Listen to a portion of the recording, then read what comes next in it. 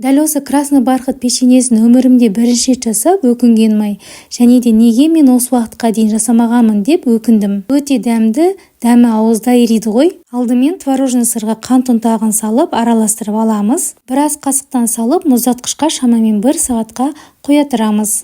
Артынша сары майға қант пен тұзды салып араластырып аламыз. Жұмыртқаны да салып араластырып алғаннан кейін ұнға какао мен қопсытқышты електен өткізіп қамыр илеп аламыз. Асқа арналған қызыл бояғышты қамырымыз қызыл түске енгенше қосатын боламыз. Қамырға ұсақтап туралған кешью жаңғағы мен негізі ақ шоколад қосу керек.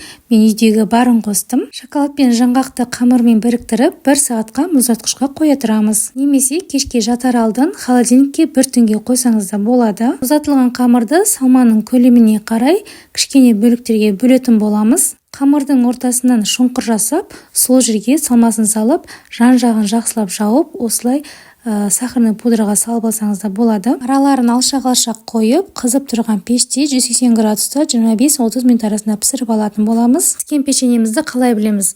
Піскен кезде осылай 2 есе болып үлкейеді, және беті осылай айырылса, піскен белгісі. Осымен дайын болды. Бір жасағаннан шықты.